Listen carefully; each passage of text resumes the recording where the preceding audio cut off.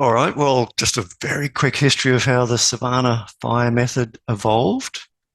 Um, yeah, I, I don't want to read my words there, but yeah, basically it kicked off in Arnhem Land in general through a collaboration of land managers, Indigenous, national parks, etc., scientists, a lot of them from Northern Territory University, as it was called up till a certain point. Now it's called Charles Darwin University, and in particular with pilot projects through Arnhem Land, um, which established the methodology, the science behind the methodology, which I'll explain through further slides. It was all evolved. Um, uh, Hundreds of data points were established for the project to collect the emissions sort of data. And it kicked off with one large project. I should also, when I mentioned industry, one of the big gas plants in Darwin was looking for either offsets or a way to invest in the community. And it all came together and evolved into what was registered or released in 2013 as the emissions avoidance method. And as per that map there, it was only eligible for landowners and land managers in that blue area, the area above the 1,000 metre rainfall ISO het. Yeah, as I mentioned, can you guys see my cursor as that moves around? Yep, we can see that. So yeah, just those Cool. pale blue areas. Yeah, so the science in Arnhem Land, and they would have had other plots out in Cape York and the Kimberleys to drive the data input to get it registered. Now, so a lot of projects jumped on board right at the start. Um, and then a few other methods evolved. There was a 2015 method, and some of the calculations were rejigged. Anyone who was already registered under the 2013 method had the option to upgrade to the 2015 method, and there might have been benefits, there might have been concerns, so some upgraded, some didn't. Then there was a big change in 2018 through more science work, through more data collection, the methodology, a new methodology, a whole new emissions avoidance methodology was released that expanded it down to the 600 millimetre rainfall line.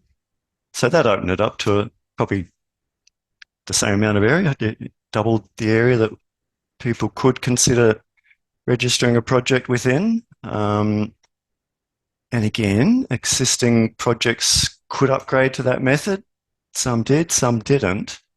A big change with the 2018 method was the introduction of sequestration. And at that point in time, it was only sequestration in dead timber, fallen timber on the ground that was calculated.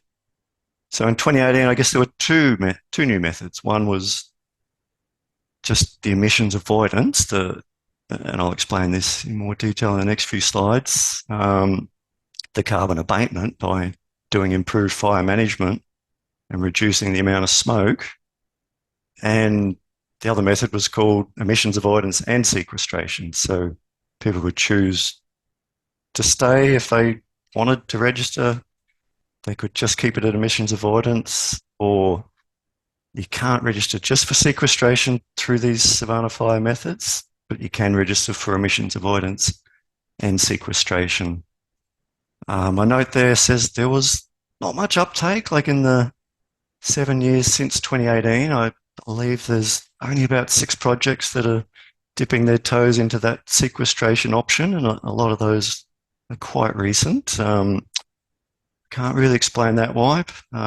Perhaps just caution, or perhaps people were just doing okay as it was, just with the emissions avoidance method.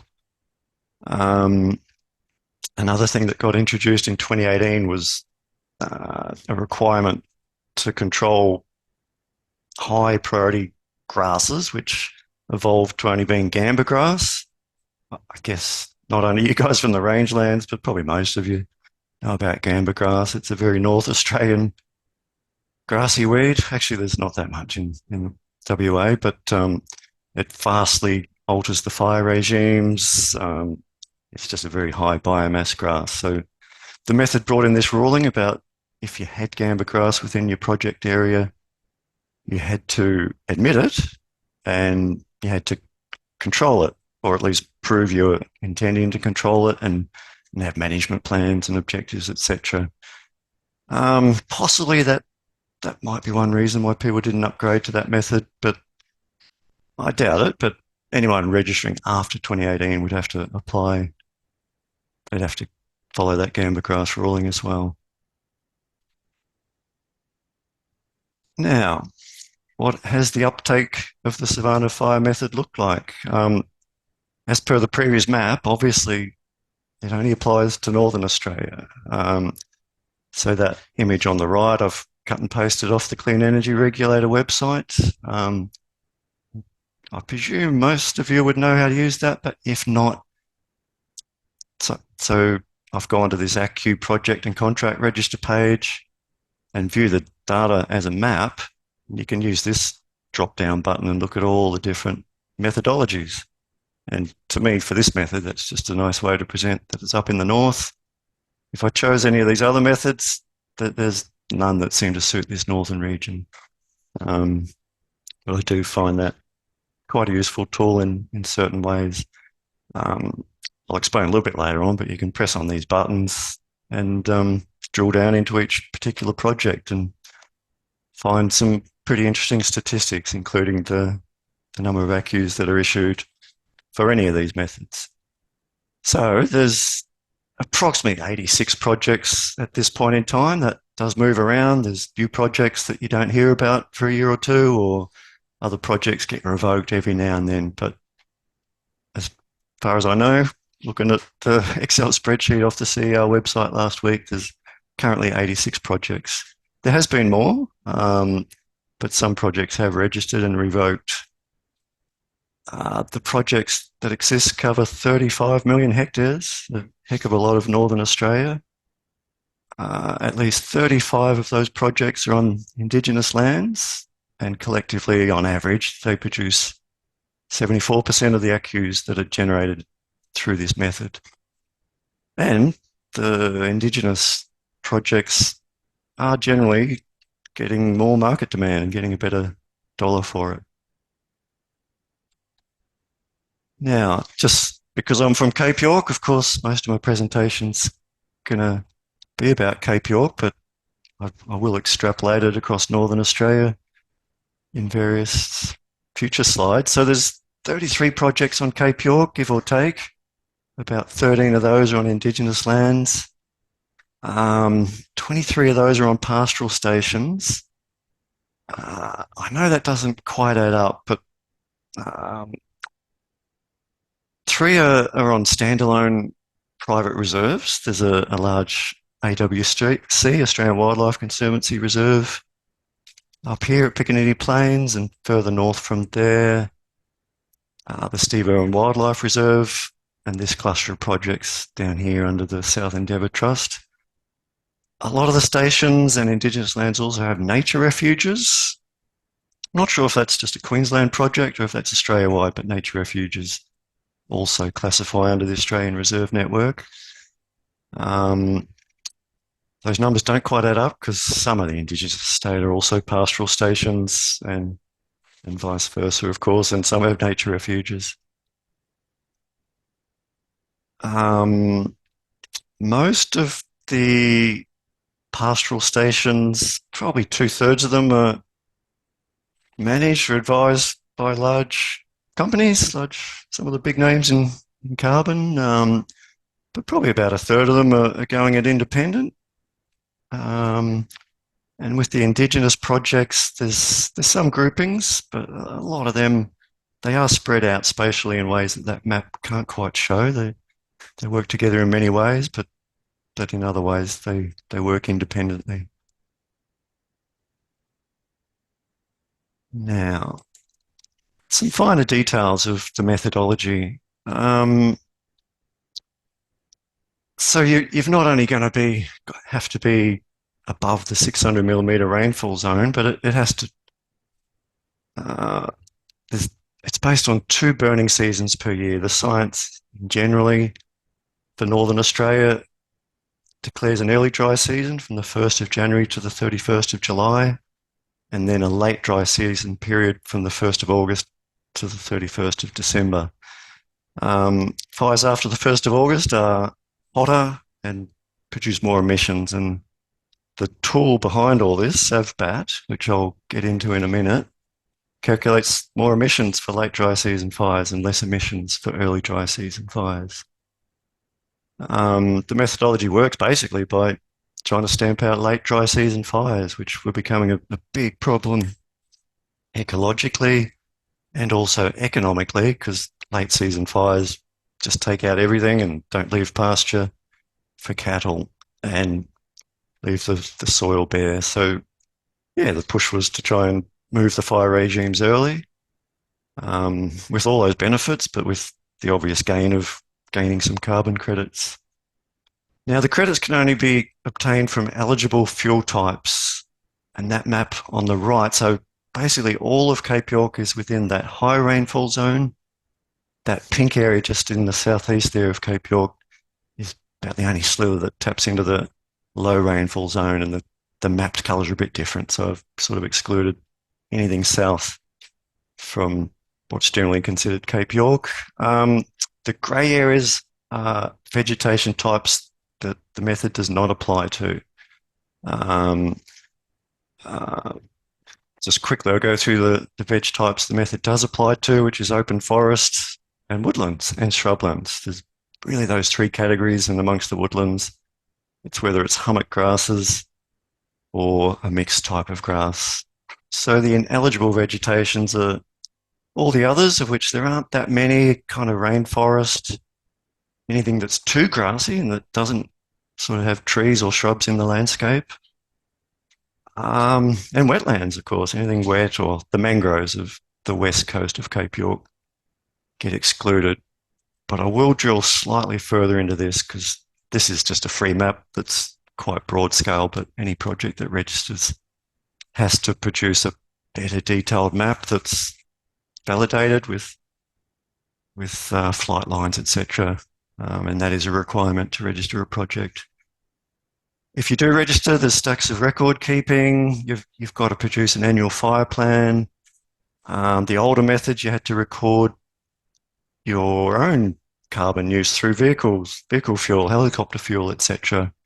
That seems to have drifted out with the newer methods, presumably because it was such a very, very small percentage of the credits that were coming in. Projects have to be externally audited at certain points in time, as per any of the other methods. I've mentioned there what I mentioned a minute ago about the fuel maps having to be produced. And in the high rainfall zone and in the low rainfall zone, the credits, the abatement that's made is based on a baseline. I'm doing little bunny ears here. The baseline for a fire project, I guess soil projects, etc., have a baseline of soil carbon and so on. But for here, it's based on the fire history. And in the high rainfall zone, it's a 10-year fire history under these older methods that will change with the new method. And it's all based on this product, NAFI, which I presume a lot of you will know if you're from the inland. It's the North Australian and Rangelands Fire Information. And the next slide will just explain that a bit more. It's an outstanding resource. These areas grayed out are the only areas of Australia that are not mapped by NAFI. And just for Cape York, for example, to drill in, it's largely automated, from collection of hotspots from satellite imagery, detecting hot areas on the ground, which equate mostly to fires, a little bit of manual oversight. But that's a classic look at NAFI. I know you rangelands guys, I'd be pretty surprised if you don't know it, for example, but it maps everything per month. Well, it maps in real time, really, every day, and it gets updated every week, every month. So it's the accumulation of the fire scars from January to July and also from August later on that is what gets worked into your baseline. And just to show you there, um, it also shows the hotspots. So land managers can drill into NAFI and go, crikey, there's this great big cluster of hotspots. And there was a storm last night. Drats, we got a lightning strike. So we got to get out there and control it. Now, a little bit hard to explain all that. So I'll just try and drill down with an example. Station X, I did want to de-identify this. I basically nicked this straight off the CER website. There's a KML for each project. And I ran that tool, SavBat tool. Just want to give you a bit of an example of what was going on in the period sort of before this method kicked in and show you some of the improvements that have eventuated. So I didn't try to milk this. The next slide's going to show 2021 and 2022. I wanted to show you a few years during the baseline, during that 10-year preceding the registration. So this particular station registered its project in 2014, and therefore its 10-year mapped baseline will be from 2004 to 2013. There's a finer detail there you don't really need to know, but I think people registered that long ago could choose their 10-year period, so perhaps from 2000 to 2010. But anyway, this is enough just to explain how the method works. So you had these crummy years, that old timers tell me some fires would start on the east coast of Cape York and trickle away all through September, October and stop at the west coast. This station runs north-south, as you can see. In 2011, for example, just breaking it into that early dry season, late dry season distinction, you're looking at probably 90% burnt that year in the late dry season from July to December, and minuscule amounts burnt early. 2012 was another bad year. There would have been other years in there where it wasn't that extreme, but on average over that 10 years, 47.9% of that property burnt, with 45% of that on average being in the late dry season and only 2.5% early dry season. This was the sort of thing that was worrying ecologists. These late dry season fires were having huge impacts. Anyway, these guys registered, and in the 10 years since, Station X, these are just some examples of what those fire maps look like since. I did try and be as random as I could. So the burning average hasn't dropped much. That was 45% previously, but remember it was I think it was 47% total burnt, with about 45% of that in the late dry season and only about 2.5% in the early dry season. So these guys have kicked in. They do stacks of early burning now. Early burning in itself stops late fires. Just hover the cursor around these straight lines. To a knowledgeable practitioner like myself, that's almost certainly helicopter-based aerial incendiary burning. Pretty common people burn the boundaries to try and stop fires coming in late that are out of their control from adjoining properties. But generally everyone who's registered kicks in and does stacks of early burning. And these areas, some areas are bigger in size than other burns, but if it's burned in, say, June or July, it's normally a bit wet to burn before that. Normally it's too wet to burn late in the season. And look, this fire here, for example, where I'm hovering the cursor, that could be one lightning strike that might have started, who knows, somehow it started, and I would suspect it just trickled through gaps in the early burns. But others, like this, might have come in from this direction and just kind of petered out once it hits fire scars from earlier in the year. Anyway, I reckon to reduce your late dry season fire average from 45% to 21% from the previous 10-year period to this 10-year period on this current slide. Now, I also wanted to de-identify it. I nearly cut and paste the ACCU issuances. for this particular project, but I thought that might be a bit debatable. Anyone could go online and find it if they really wanted. So I cut and pasted one from another station on Cape York.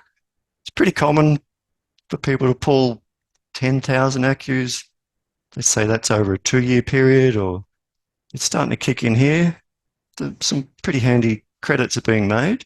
Not every year, like some years are going to be worse than others. Some people might hold off on auditing till there's enough good years to get the audit done, for example. But just to drill that in a bit, to go from everything burnt to much more moderate fire regime, just in this example, I think is massive. So the next few slides are just going to drill down into that on the broader scale. I just want to jump in, Andrew. We might just have to speed it up a little bit Yeah, because okay. we've still got Jarrad to Yep. come, and we want to have some time for people to quiz you as well. So Yep, fair enough. I thought I might race through it, but I'm with you. All right, NAFI came out with some of these data sets comparing 5-year periods and basically proved that, say, 70,000 kilometres squared has improved fire regime during 2015 to 21 compared to 2000 to 2006, for example. Some areas went a bit backwards, and they're the areas that are getting a bit more focus. I don't want to point the finger, and that might be why they left cadastre off some of these maps. And same all through Northern Australia. Generally, things have been on the improve, much less fire compared to sort of the rotten baseline of the early days. People just didn't have the resources to get out and do fire management. I can race through these next ones. So just another tool that NAFI has that's named Smurf, where you can drill down and get some fire metrics. This shows the late dry season fire frequency for the Cape York bioregion, which doesn't exactly approximate the Cape York NRM region, but through these drop-down lists, you can choose your state, choose your bioregion. There's other drop-down lists here per station. You guys in the rangelands, if you don't know this, I'd happy to give you some pointers later on, perhaps. Anyway, look, collectively, if you add up the amount of Cape York getting burnt 8, 9, or 10 times over a 10-year period hovers around 10% in that first decade of this century, and move that into, say, the last 10 years, we've basically eliminated excessive overlap of late dry season fire. There's still some issues on the west coast. Not really pointing the fingers, but these are mineral leases and maybe don't have the management input. And just this downward trend in late dry season frequency. The picture tells 1,000 words. Areas unburnt for more than 5 years. That's a very important statistic for threatened species, marsupials, etc. It's gone up from an average of 15% in 2015 to 25% last year of Cape York bioregion unburnt for more than 5 years, which, yeah, the ecologists will be raving about that. 2 very quick slides. That's 2014, just showing all of Cape York for early dry season burning versus late dry season burning compared to last year. Again, I tried to be as random as I could, but you'll see how the wild late dry season fires have. Some years are better and worse than others, but I've tried to be as approximate as possible. Now, benefits. Of course, there's the ecological benefits for habitats, soil. A lot of people think about bandicoots, etc., but for us up here at Cape York, with the reef just to our east, those hot fires, well, a lot of the hot fires are on the west draining catchments, but if you mess up the water quality in those rivers, you're going to affect the mangroves and wetlands around the Gulf, and any excess sedimentation, silting caused by there being no grass on the ground when the rains come in November, that was affecting the Great Barrier Reef. I think improving sediment runoff was ID'd as one of the 3 most realistic and best sort of potential management objectives for the reef to get stuck into. The job creation has been huge, and economic development, economic diversification in terms of people, stations, for example, having 2 incomes at least now from cattle and now from carbon. The job creations in Indigenous communities and economic developments, their own income streams to invest in community development has been enormous. And I've worked a lot with Indigenous mobs in the Northern Territory. They're just about to get out bush, meet their cultural obligations, and do fire management has just been extraordinary. Now, the new method, okay, I initially had called it the 2025 method, but it's running a little bit late. It's actually running years late, but it's really coming together now, and it's likely to go off to the Assistant Minister around about, hopefully, February, March next year. The modelling tool behind it, sorry, it's a sort of a mapping tool.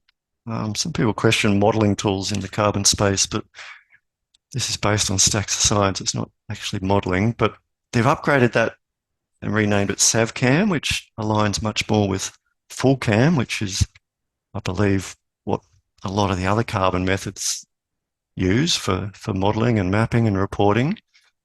The sequestration is going to be massively ramped up with this new method. It's going to provide an opportunity for sequestration, not only in the dead logs line on the ground as per the 2018 method, but the science has been another 8 years of science going into it. They're going to try and account for sequestration in living biomass, debris, and both standing and fallen dead wood. That does commit you to a 25 or 100-year permanence period, as did the 2018 methodology. So I'll be very, very curious to see what the uptake's like. The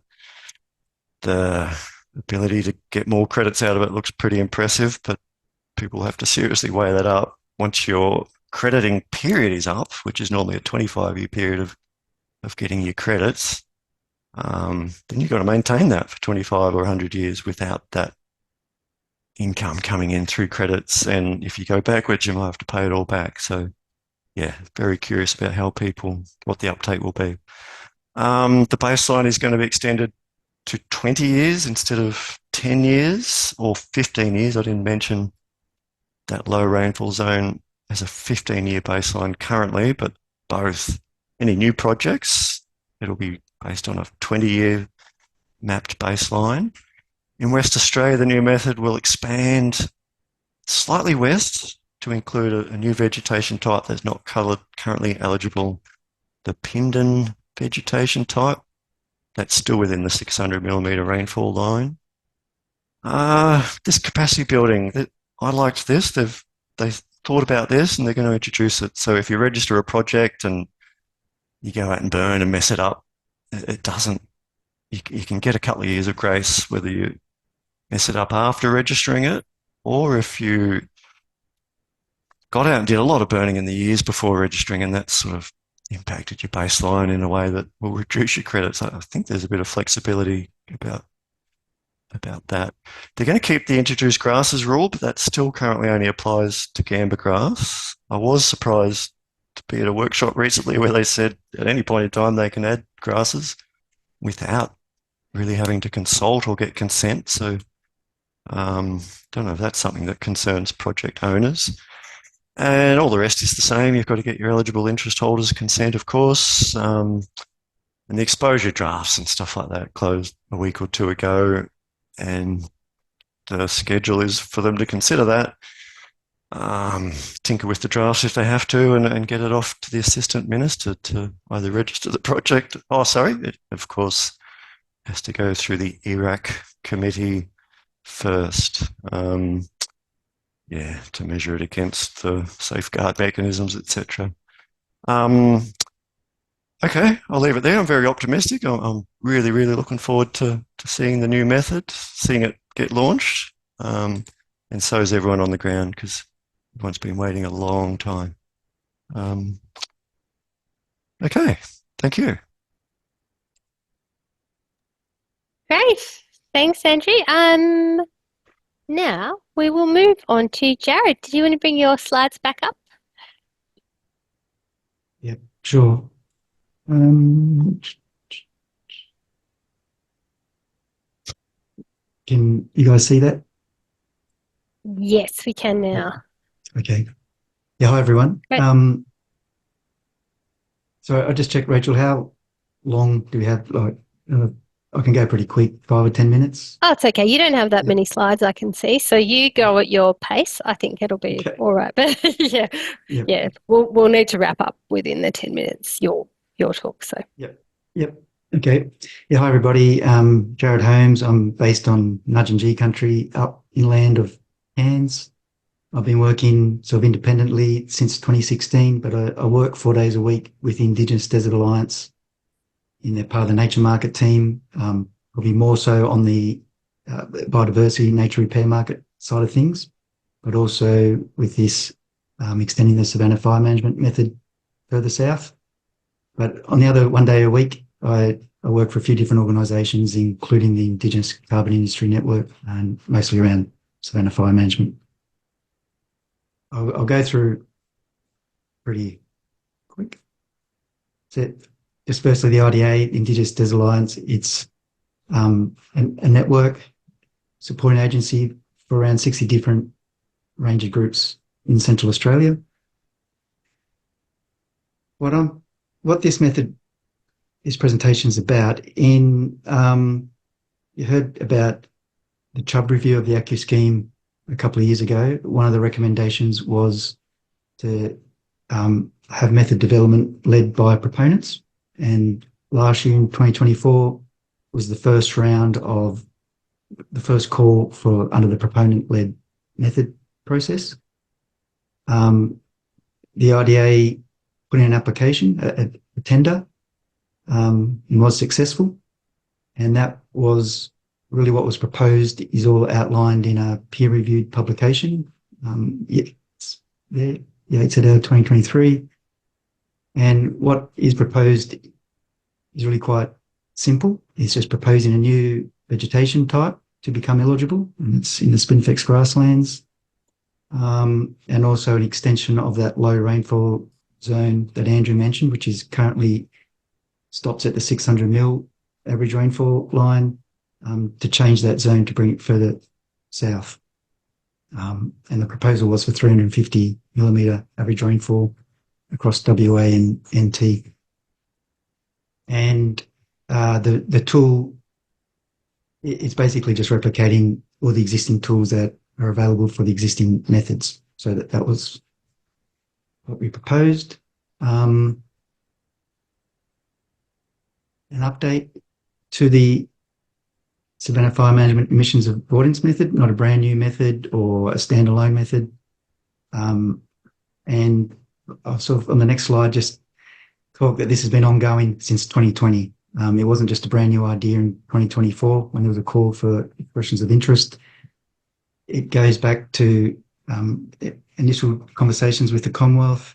There was a collaborative research project across the southern Kimberley and Tanami throughout 21 and 22. There was a publication in 2023. The data was provided to the Commonwealth to calibrate the models.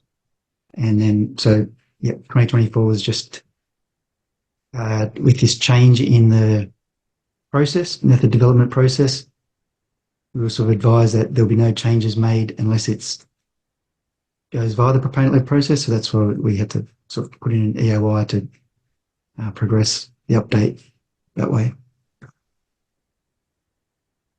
It's basically all the same. This is a bit of boundary. It's all hummock grasslands through this sort of part of the world between the 600 mil and 350 mil. A big driver in choosing is fire frequency. Fire frequency sort of has a very large influence over the viability of a Savannah fire management project. You can't burn less if it's not burning to begin with. So this map kind of gives a pretty good indication of the regions where extension will be most relevant, and mostly in this sort of northern Tanami region and a few areas in the southern Kimberley. Just always get asked why clip it to the 350 mil boundary and why not go further? And this map is just really highlighting this is sort of a national fire frequency map that further south doesn't burn frequently enough. You need that fire frequency, and when you sort of do the numbers, that very northern desert region does account for around 50% of all emissions across the entire desert. So that's why we're kind of narrowing in on that band, and where the Savannah fire management approach is still applicable. The reason why the IDA has been interested in this is it's mostly Indigenous land. That's those sort of dark grey areas there where it's either exclusive possession native title or land trust land. So Indigenous people hold the legal right to be able to run a project, and the light grey areas is where there's non-exclusive native title. So Indigenous people would be an eligible interest holder on those other areas. Yeah, it sort of works out around 15 different sort of ranger groups fall within the footprint of the proposed extension. And really the main thing at the moment, it is a little bit weird that the extension has always been proposed as an update, but to the method that Andrew mentioned that actually isn't finalised yet. In 2021, the Minister then, Angus Taylor, prioritised an update to the Savannah fire management methods. We're still waiting for that to be finished. That's one that consultation closed just a few weeks ago, but it's still going to take a bit of time into next year before that's finalised. And then this Northern Arid Zone is an extension of that method. So it's kind of like 2 steps away. So it's not happening immediately. It's still at least 1 or 2 years away before that northern desert region would be eligible. That's it. Thank you. I think happy to take any questions or. Great. Thanks, Jarrad, and thanks very much, Andrew. I can see that there is a question in the chat from Amy, and it's actually exactly the same question that I had written down. So I'm definitely going to go first to Amy's question. But other people, please feel free to either pop your questions in the chat or raise your actual or yellow hands. So Amy said, I'm assuming there's data around CO2 emissions from late dry season fire versus early dry season fire. And is that how the method works? So is it the difference between, I assume, what has burned, or I guess the reduced, the difference between the high intensity burn minus the low intensity burn, is that how your ACCUs are generated? I think that's the question. Yeah. Jarrad, you might be best for this. You were more involved in some of that field work, weren't you? Yeah, it's a blend of the season of the fire. So, the hot fires produce a more complete burn. So the emissions per hectare are higher. And it's also extent in fire in total. So a project would develop abatement from reducing the area burnt and changing the seasonality as well from late to early. So, it's really just by looking at the fuel map, the time since last burnt, the early or late fire, it's also what there's the tool we refer to, SavCams have that automates the calculations of emissions per year, going back in time from 2000 to present. And so, abatement's calculated by looking at the emissions over your baseline period, so those 10 years or 15 years. Just say that's 100,000 tonnes on average each year. Once a project starts, if you were to say manage fire and the calculations have 70,000 tonnes of emissions have come off your country in that year, then the abatement would be 30,000 tonnes. So it's sort of a bit of a blend of seasonality and area. Yep. Okay. I think that I mostly get that. I hope that answered your question, Amy. Who else has got a question for our presenters today? I'm just sort of having a look across. Okay. So then Carla's jumped in. So assuming that, like other methods do, the Savannah method deducts emissions emitted by helicopters and other vehicles in undertaking the activity. I think you mentioned that, didn't you, Andrew, that they used to sort of take that out, but that's not done now. Is that what you said? I'll get you to clarify. Yes, that's my understanding. And as Jarrad wants to override me, I believe that was part of the 2013 and 2015 methods, but it seemed to drift out at 2018, and I haven't seen it proposed within the new method. Jarrad? Yeah, that's correct. It's mostly due when the emissions from choppers or vehicles or drip torches are all added up and converted into carbon equivalents. For most projects, that would add up to, often it's less than 1 or 2 tons credits worth, and on Cape York it's probably around 6 or 7 tons, and some of those very big project areas it adds up to more, but in the context it's just immaterial, like it's a fraction of 0.00%. So that's why the amount of work to collate all the information to prove that you only burnt three credits worth of fuel, it was dropped from the 2018 method, and it's proposed to stay out of the 2025 as well.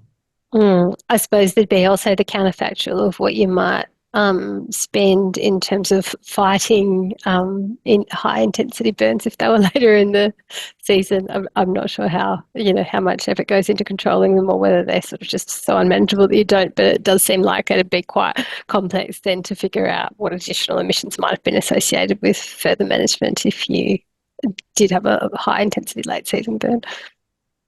It would include like greater time and stuff like that. That all gets included, but it still all adds up to very little. Yes. Just on that point, Rach, I was doing field work early this week, and one fella said 2 weeks ago a big fire front was approaching, and they averaged 4 hours sleep a night, including no sleep one night, just on the grader, constantly trying to get ahead of these fire fronts. That's the hard work that's going in. Not on every property, but a heck of a lot of them. And crews chopper in Arnhem Land and get these massive leaf blowers and push the fire front back onto itself. It is quite labour intense and very hard work, but the benefits are there. Yeah. Fantastic. Well, it certainly seems like there's been a huge reduction in these high intensity burns based on the maps that you showed us. Now, were there any questions from anybody who's a bit further down that was thinking about, I suppose the viability of the southern expansion of the method? Is there anybody that was in that camp? Because I think it's something that historically has come up quite a lot. So I was just wondering whether there were any questions around that part of the presentation we've had.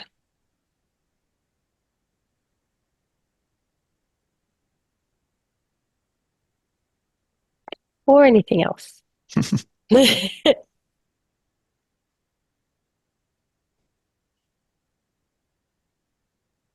Just before we go, and we will move on to other things, I did just want to check in. So, Jarrad, we had a brief conversation about this yesterday, but you're also working on this nature repair market method for the rangelands. Did you just want to briefly touch on what that might look like? Yeah, there's 2 rangelands methods. So last year, the Commonwealth called for tenders to help support method development, and 6 were successful. So there's one in North Australia, there's a feral animal one. In the rangelands, there's 2. There's a consortium of climate-friendly bush heritage and ALCA, and that method is more targeted toward pastoral lands, agricultural lands. And then the other method, which is referred to as the rangelands habitat method or the desert habitat method, that's the one that IDA is working on, and that's more, it's not explicitly just for Indigenous lands, but it's more for those in better starting condition lands, and it's more around the patterning of fire and fire management. There's still a long way to go. It's all kind of new, and the first method that came out and the one that was just out a week or 2 ago for consultation are very targeted along the more sort of intensive agricultural areas. And when you start looking at the requirements of the scheme and everything will come together in rangelands regions, there's just a lot to still work through. So it's all going to work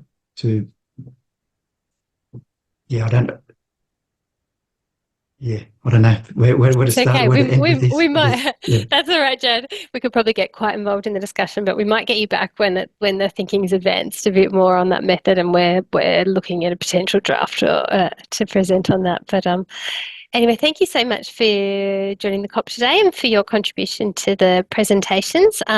We'll move on with other business and we can let you go now. But yeah, really appreciate your time and having your involvement in these ongoing discussions about what some of these new methods might look like and how we might be able to get some of these better outcomes for across some of the other, I guess, more sort of remote areas of the country that we haven't historically had quite as much focus on in the community practice. So appreciate the insights.